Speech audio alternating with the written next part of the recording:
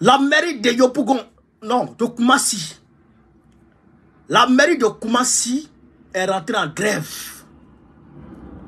La mairie de Koumassi, où Bas-Congo est maire là. Ils sont rentrés en grève. Chers camarades, est-ce que vous pouvez croire ça? Pourquoi ils sont rentrés en grève? Parce que les gens sont exploités de la manière la plus hideuse, la plus démoniaque. C'est-à-dire que la plus esclavagiste possible. Les gens sont esclavagisés là-bas. À la mairie de Koumassi. Non, mais c'est grave. Chers camarades. On va écouter ici le responsable de la grève.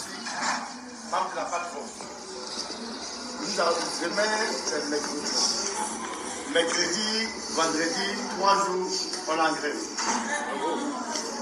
Mercredi, vendredi, fermez la mairie de Koumassi. Voilà. Écoutez, hein. La mairie de Koumassi. Vous devez la fermer pourquoi? Écoutez. Pour 3 raisons. La première raison, c'est quoi? Nos parents qui vont à la retraite, qui sont allés en 2023, ils n'ont pas eu un franc. Ceux qui sont allés en 2022 n'ont pas eu un franc. Nous avons fait des mouvements, on a fait des points de presse partout, on a fait des mouvements à la Bourse du travail et le ministre a été sensible à nos mouvements. Et pour cela, il a pris le circulaire et un télégramme officiel pour demander de payer les retraites. Alors, il y a le nouveau texte de payer les retraites selon le mode de gestion antérieur. C'est clair. Donc, Yamil Fidel a échoué. Il a échoué parce qu'il avait arrêté le paiement des retraites sans aucun document, de façon verbale, ce qui est vraiment illégal. Donc, le ministre a répondu à notre souci et le paiement a repris. Mais ça a repris comment? Yamil Fidel reste au ministère. Il appelle notre directeur financier. Et puis il leur communique un mode de calcul. Il leur communique un mode de calcul. Mais un mode de calcul suicidaire. Ça veut dire que toi qui vas à la retraite, si tu vas avoir 10 millions, tu auras 1 million. Hein? Le mode de calcul, c'est comme ça. Alors que la circulaire du ministre dit de payer selon le mode de gestion antérieur. C'est-à-dire que payer comme vous payez avant. C'est le français, on n'a rien inventé. Et comme il ne peut pas produire un document pour que les gens s'appuient là-dessus, ils le font par téléphone. Mais s'ils produisent un document, le document est contraire à la circulaire. Donc ils le font par téléphone. Et nous disons non. Nous disons que nos parents qui vont à la retraite doivent aller avec le fruit de leur labeur, le fruit de leur sueur. Parce que quand tu vas à la retraite dans une collectivité, quand tu vas à 100 000 francs aujourd'hui, quand tu vas à la retraite à 33 000 francs, et je vous dis ça même temps. Ceux qui ne savent pas prêter, vous êtes 33 000 chaque mois. Ça veut dire que si tu ne pas là avec une bonne somme à la retraite pour aller faire notre vie, tu es un homme mort. Et la vie Fidel doit nous amener à ça. Il a fait de préparer un décret pour que la prime de départ à la retraite change de nom. Ça va devenir maintenant prime de précarité. Merci. Précarité, ça veut dire précaire. Et le décret est en train d'aller au secrétaire du gouvernement. Mais quand ça a sorti, on va encore vous appeler pour bloquer ça. Mais déjà, il faut qu'il applique ça par rapport à la circulaire. Ceux qui vont en 2024 là, en 2023 là, il faut qu'ils aient leur argent normalement pour partir, pour vivre une bonne retraite. Ça c'est la première raison de la grève. Et c'est une raison très importante. La deuxième raison c'est quoi? Il n'y a pas deux sortes de travailleurs en Côte d'Ivoire. Il y a le privé et il y a le public. Dans tous les pays du monde, il y a le privé et il y a le public. Il n'y a pas de troisième catégorie. Ça n'existe nulle part. Ou bien on est privé, ou bien on est public. On ne peut pas aujourd'hui, le conseil de l'État prend des mesures, il prend des mesures sociales, pour que, parce que la vie est chère en Côte d'Ivoire. La vie, depuis 2, 3, 5 ans, est devenue très chère. On prend des mesures sociales pour augmenter le salaire des travailleurs. On augmente le SMIC. Le SMIC doit réaliser sur le salaire. Ça va combien de temps là pour le SMIC? Tout le monde a été augmenté par pourcentage. Nous, aujourd'hui, on n'a rien eu. Hein? Les ministres sont pas du président, le 13e mois, vous avez ça comment si? Vous avez les sur vos salaires, rien. Vous avez le logement sur vos salaires, rien. Vous avez la prise de transport sur vos salaires, rien. Oh, il y y a un texte, un arrêté du ministre depuis 2019 qui augmente le transport à Abidjan. On passe de 30 000 francs à 35 000 francs. Donc 5 000 francs de plus. Nous, on veut ça. C'est écrit noir sur blanc. Avec 5 ans de rappel. Avec 5 ans de rappel. On veut ça. Et ce n'est pas nous qui avons inventé. C'est les textes. C'est les textes de un pays de droit. Et qu'est-ce qui se passe? Vous vous rendez compte, entre 1993, le président Bédier, il a augmenté la fonctionnaire. On a été concernés. Ceux qui sont anciens. On a été concernés. À 1999, on a augmenté la fonctionnaire. On a été concernés. Dernièrement, le président de la République a augmenté la fonctionnaire. On a été concernés. C'est une jurisprudence qui est là, qui doit être respectée. Et cette année, on n'a tellement fait le forcing, puis la République fidèle a accepté de nous donner ça. Là, il y a un problème. Quand je vous dis qu'on a tout eu, là, il y a un problème. Quand vous dites qu'il y a tout eu, on est syndicaliste. Quand tu es syndicaliste, tu es 7 ou pas. Tant que ce n'est pas dans le budget, c'est du pipeau. David Fidel décide de mettre ça dans le budget. Il demande de mettre ça dans le budget. Comment? Il fait des provisions dans le budget. Des provisions qui sont ici aux finances, ça de quoi je parle. Il fait des provisions. Si on fait une provision, ça veut dire quoi? Ça veut dire que ça est dans une réserve. Ça réserve, mais ce n'est pas applicable. Ça veut dire qu'en 2024, vous n'oubliez pas ça. Tant qu'il n'y a pas un décret, tant qu'il n'y a pas un théo, vous n'aurez pas. Nous, c'est la fête qui a vous n'aurez pas ça. Ça est toujours arrivé. Donc, camarades peu d'Afrique, vous avez entendu. Vous avez entendu, hein.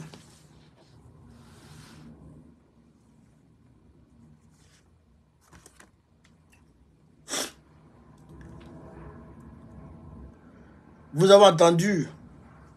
Les gens vont à la retraite et puis on ne leur donne pas l'argent. Ils sont pas dans la retraite en 2023. Zéro. Ils sont pas dans la retraite en 2022. Zéro. On ne leur donne pas l'argent. Et puis quand tu vas à la retraite, quand tu as 100 000 francs, quand tu as 100 000 francs de salaire, et que tu vas à la retraite, on te donne 33 000. C'est-à-dire 33% de ton salaire. Bon, 33 000, tu as donné ça à un homme pour qu'il vive. Il paye ça dès le début, il est fini. Il paye ça dès le début, il est fini. Et puis, selon le calcul de la mairie de Koumassi, quand tu dois avoir 10 millions comme retraite, et tu donnes 1 million. C'est Bakongo qui fait ça. Il te donne 1 million. Vous pouvez réécouter la vidéo. Hein? Il te donne 1 million. Le SMIC a augmenté. Ça ne réagit pas sur eux. C'est-à-dire que 75 000 là. Eux là. Ceux qui sont payés à 60 000 depuis longtemps là. Les 65 000, les 75 000 ne s'appliquent pas à eux. C'est-à-dire qu'eux, ils sont payés en moins. Ils sont payés en deçà du SMIC. À la mairie de Koumassi, de Bas-Congo, qui est en train de casser les maisons des gens. Voilà la vérité. Voilà dans le pays, voilà le pays dans lequel nous sommes. Avec ça, l'électricité augmente matin, midi, soir. L'électricité augmente matin, midi, soir. Imagine, tu prends, tu as 30 000, tu vas à la retraite, et puis, l'électricité vient 20 000. 20 000. Bon, tu fais comment? Tu vis comment? Tu manges comment? Voilà le pays de Draman. Voilà le pays de Draman, j'ai camarade peu d'Afrique. C'est grave, hein? Je vous dis, c'est grave, hein? C'est gravissime. Ça, il faut qu'on vous le dise. Hein? C'est très dangereux, ça. Voilà. C'est très dangereux. Maintenant,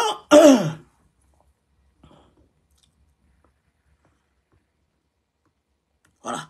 Maintenant, Assimi Goïta a pris, le FMI a débloqué un financement d'urgence de 120 millions de dollars au Mali. Voilà. Les 120 milliards de dollars là, pardon, les 120 millions de dollars, les 120 millions de dollars là, il faut qu'on vous explique ce qui se passe. L'argent là, pour que le Mali puisse avoir ça, ça a été un combat C'était un combat, chers camarades, de titan. C'était un combat de titan. La France et Ouattara ont fait mains et pieds pour ne pas que le Mali ait cet argent. L'argent là. Pour ne pas que le Mali ait cet argent. Parce que l'argent du Mali qui est au niveau comment on appelle ça, de l'UEMOA là, jusqu'à présent, Ouattara a bloqué. Jusqu'à présent, Dramane a bloqué ça. Quand je dis Dramane a bloqué, les gens vont dire, mais c'est pas Ouattara seul qui travaille, c'est pas la Côte d'Ivoire seul qui est dans l'UEMOA. Mais la Côte d'Ivoire a 40% des réserves de l'UEMOA. 40%. Donc la Côte d'Ivoire est largement majoritaire là-bas. Donc les décisions de la Côte d'Ivoire sont prises au sérieux, très au sérieux. Donc quand Ouattara décide de bloquer, il y a match. Bon, comme Bassirou Diomaye Faye est venu maintenant, je pense que quand les autorités maliennes vont engager les discussions dans ce sens-là, je pense que Bassirou Diomaye Faye va taper du poing sur la table. Parce que le Sénégal a 20% quand même dedans. Vous avez compris? Voilà. Donc, quand j'ai dit ça, voilà. Au Nigeria, chez Tinubu, il y a problème de carburant. Problème de carburant. Les gens n'ont pas carburant. Ils n'ont pas gasoil, ils n'ont pas essence. Au Nigeria. Avec tout le pétrole qu'il y a là-bas, avec les raffineries qu'il y a là-bas. Les raffineries nationaux, autant pour moi, les raffineries du Nigeria ne sont pas alimentées. Vous comprenez ça? Les raffineries du Nigeria ne sont pas alimentées. Vous comprenez ça? Ils laissent fermer ces raffineries-là et ils exportent le pétrole. Le pétrole brut. Donc, naturellement, quand le pétrole s'en va, c'est le gasoil qui vient ou l'essence qui revient. Donc, c'est toujours cher. Donc, les Nigériens actuellement, ils sont en pénurie de carburant au Nigeria actuellement. Non, ils sont en train de crier là-bas. Maintenant, au Congo, nous apprenons que la ville de Rubaya est contrôlée par le M23. La ville de Rubaya est contrôlée par le M23, chers camarades. C'est grave. C'est gravissime. Et c'est dangereux. Là-bas, là, c'est très stratégique. Parce que c'est très riche en minerais. Et c'est le Rwanda qui vient exploiter ça pour exporter ça de l'autre côté.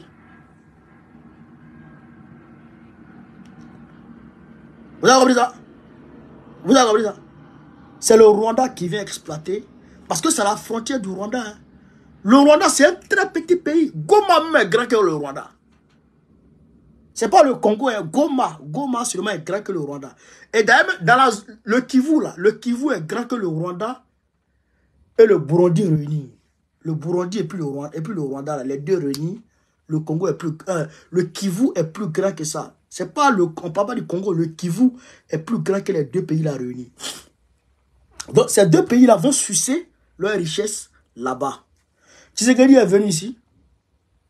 Macron dit qu'il va aller cartographier les mines, les richesses du Congo pour essayer de mettre en place un mécanisme qui va leur permettre de veiller sur ça. Tshisekedi. Souvent, il y a des fausses couches. Il y a des fausses couches. Ça te fait mal.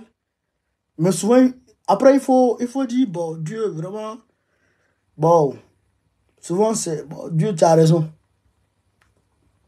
Tout ce que tu fais, bon, hein. Il y a des fausses couches là. Faut pas trop pleurer, hein.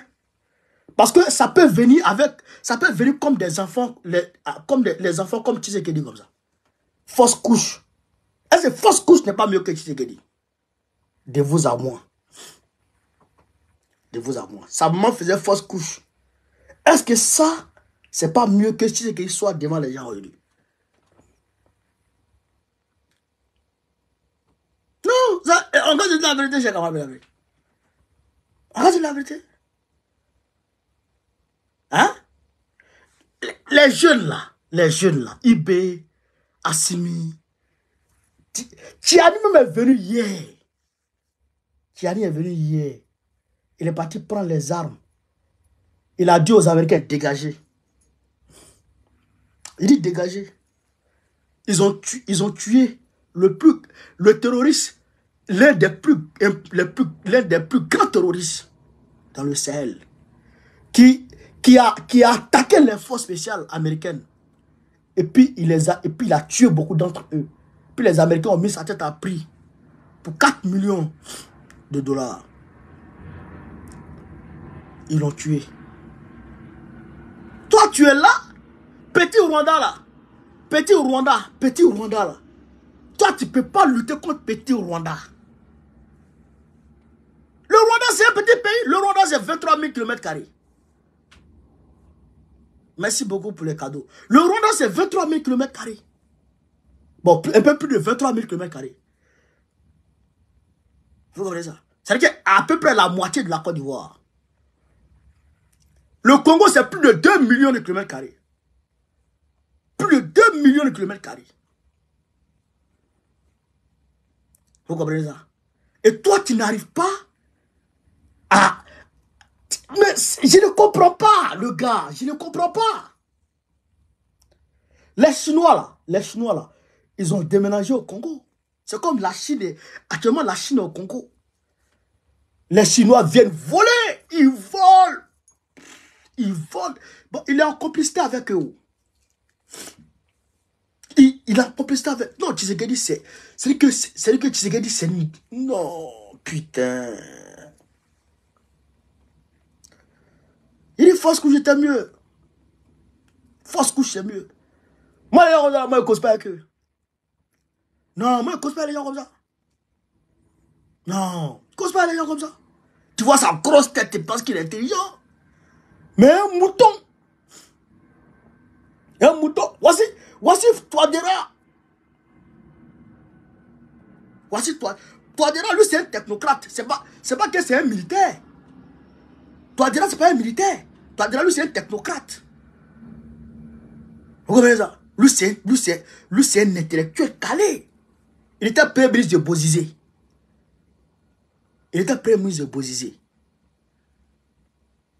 Vous comprenez ça? Mais, quand Bozizé est tombé là, ils l'ont mis. C'est que Bozizé voulait faire. Et puis les Français n'ont pas aimé. Et puis ils ont chassé Bozizé là. Lui, il a fait pire que ça. Il les a attaqués même à la monnaie. Même au franc CFA, il s'est attaqué au franc CFA. Il a proposé même à la CEMAC de quitter le franc CFA. Touadéra. Ouais. Il a fait venir les Russes. Là, on est en train de le chauffer. Où est-ce là? Touadéra, il faut venir les 10 000 Russes là, en quitter ici. Il faut venir les 10 000 Russes là, en quitter ici. C'est les 10 000 Russes à moi et voir. À Bangui. Quand les 10 000 Russes vont venir là, la go rwandaise, qui est présidente de la, comment on appelle ça, la MINUSCA, en République centrafricaine là. Non, on va les chasser. On va chasser la MINUSCA. On va les chasser tous. Et tous vont quitter là. Mais, Touadéra, c'est un 10. Actuellement, c'est vrai que la rébellion n'est pas totalement finie. Mais ils sont campés au nord là-bas. Au nord là-bas. Alors que l'Angola finance les rebelles du Rwanda, de la République centrafricaine. L'Angola. Même Kagame, là, le même Kagame, il finance les rebelles du Rwanda. De la République centrafricaine. Même Kagame, là. Même Museveni, là. C'est des voleurs, des gangsters. Mais Touadéra arrive à les contrôler. Il arrive à les contrôler parce que lui, il a pris une voie claire. Et il s'en va. Mais toi, bouge seulement. Bouge seulement. Il faut que la France nous aide à chasser les soldats rwandais qui sont là. C'est les soldats rwandais qui sont chez nous. c'est les soldats rwandais qui viennent nous attaquer. Mais c'est les soldats rwandais qui viennent t'attaquer. Mais il faut les massacrer. Il n'arrive à rien faire. Depuis lors, embargo sur lui. On dit embargo partiel. Embargo sur lui. Ah! Les États-Unis qu'ils considèrent comme ses amis, c'est eux qui mettent embargo sur lui. Et il est content. Je ne comprends plus. En fait, le Tshisekedi là.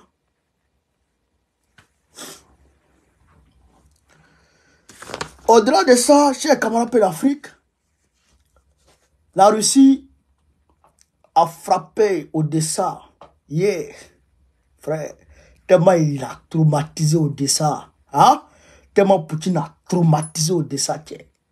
Les Américains disent que Poutine utilise les bombes chimiques. Ils disent que Poutine utilise des bombes chimiques pour allumer les gens là-bas. Il dit que Poutine utilise des bombes chimiques pour allumer les gens là-bas. Frère, il dit, mais ça tombe bien. Quand ils envoient ce genre d'accusation contre Poutine, nous on est contents. Ou bien c'est pas ça. Ils ont tué Saddam Hussein parce que Saddam Hussein, comment on appelle ça, selon eux, ils utilisaient des bombes chimiques.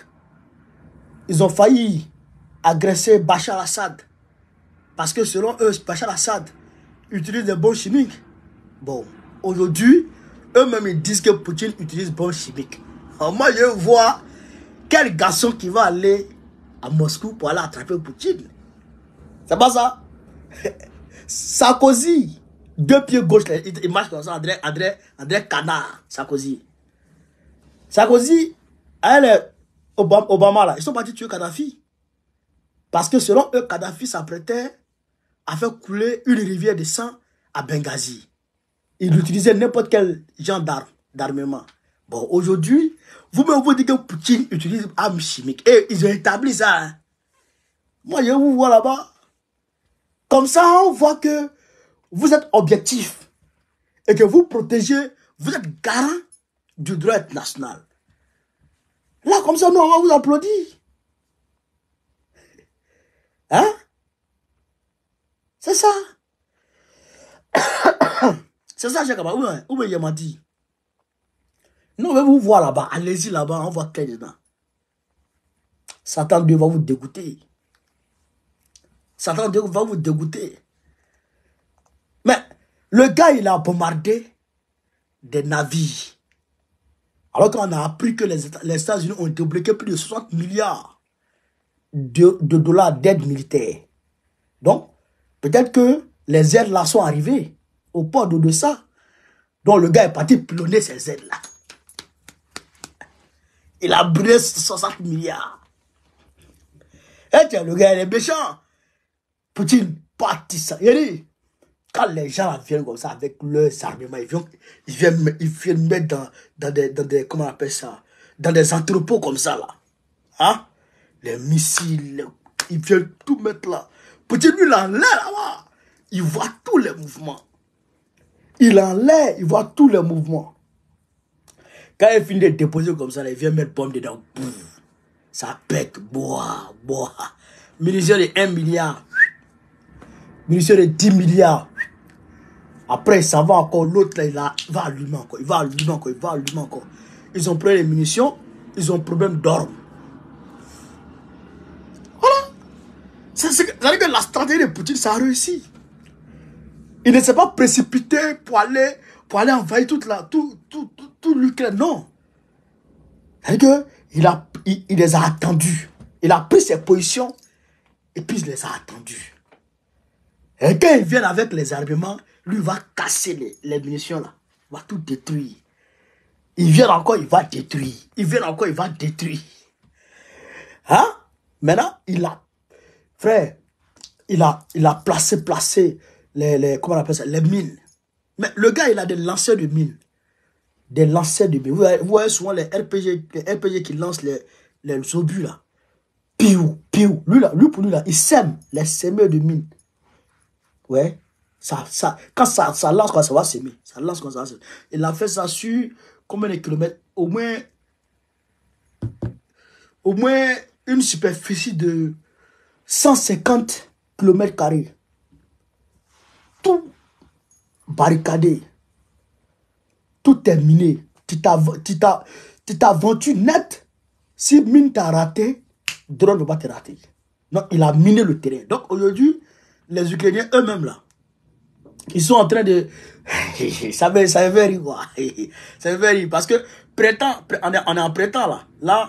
Bon, là-bas, c'est pas encore trop printemps, parce que là-bas, il fait plus froid qu'ici.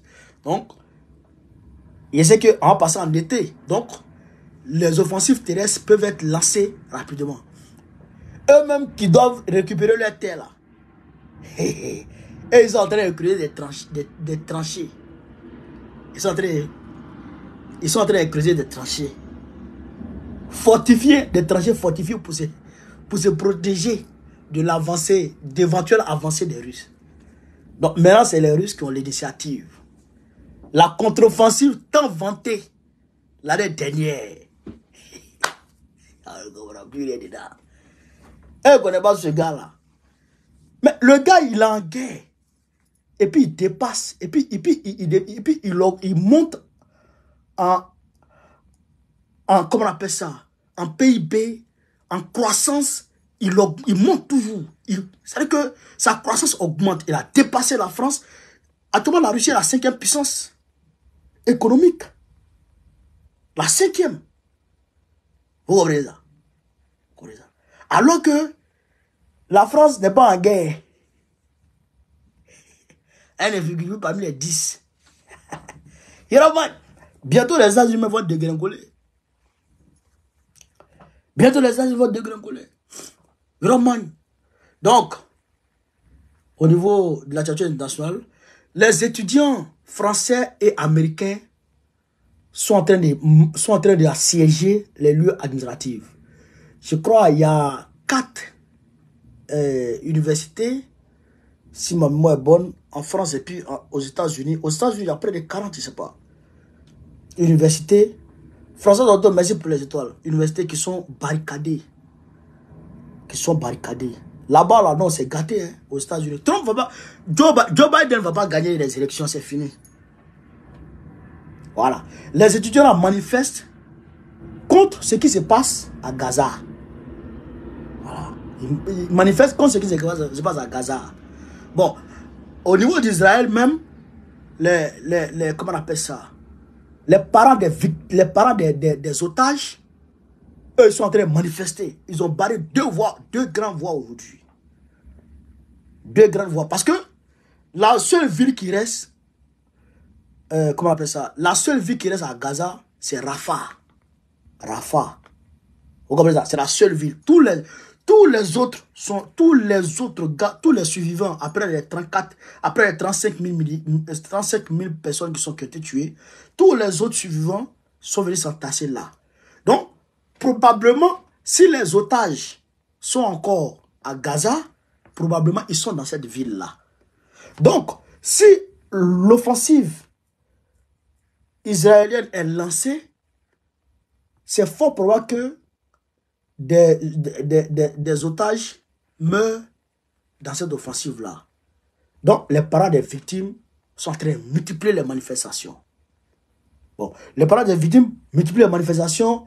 Les manifestations pro-palestiniennes, partout ça explose. Partout ça explose. Vous comprenez ça? Voilà. Donc, au niveau de la charité internationale, c'est un peu ça. Parce qu'il faut qu'on vous explique tout ce qui se passe. Donc, ce qui se passe à Gaza, là, ça a des répercussions directes sur l'électorat de Joe Biden. Vous comprenez? Parce que Joe Biden, il est, on va dire, à peu près de la gauche. Lui, il est à peu près de la gauche. On m'a dit, comment on appelle ça? À peu près, quelqu'un qui prend en compte les minorités. Voilà. Lui, son parti, là, prend en compte les minorités. Alors que les minorités musulmanes se reconnaissaient comment on appelle ça, au niveau des démocrates. Voilà. Et ils votent pour les démocrates en majorité. C'est comme les Noirs, ici en France, votent beaucoup pour la gauche. Les Mélenchon, là. Les Noirs votent beaucoup pour les Mélenchon, là. Voilà. C'est pareil chez eux là-bas. Les Noirs votent beaucoup pour les démocrates. Voilà. Mais aujourd'hui, les musulmans ne veulent plus voter pour qui? Pour Trump, pour Joe Biden. Parce que il s'est tourné contre eux. Voilà. Ce qui se passe à Gaza là. Les musulmans considèrent que Joe Biden donne l'argent à Netanyahu pour tuer les musulmans. Donc, ils ne sont pas d'accord avec Joe. Donc, ils ne sont pas prêts pour Joe. Alors qu'ils sont un peu plus de 2 millions d'électeurs. Un peu plus de 2 millions d'électeurs là-bas. Voilà. Donc, voilà un peu ce qui se passe. Donc, il ne va pas gagner. Joe ne va pas gagner. Novembre, là, vous allez voir, il ne va pas gagner. Novembre 2024, il ne va pas gagner. Moi, j'ai pris Dieu, il ne faut pas gagner ce gars. Moi, il prend Trump. Nécessairement, il prend Trump que ce gars-là. C'est-à-dire que Joe ne doit pas gagner. Joe, c'est un démon. Hein? Joe, vous voyez là, c'est un démon. Voilà. Donc, chers camarades peu d'Afrique, voilà un peu le direct de ce soir. Ceux qui sont sur TikTok là, envoyez maintenant invitation. On va vous accepter. On va débattre de ce qui tourne derrière vous là-bas. Là. On va attaquer un peu le travail Ouattara et sa sorcellerie. Voilà. Donc, chers camarades peu d'Afrique, sur ce, vive l'Afrique libre. Vive le panafricanisme. Vive tous les présidents panafricains. Gbagbo, président de la Côte d'Ivoire 2025, Inch'Allah. Merci les gars. On est ensemble.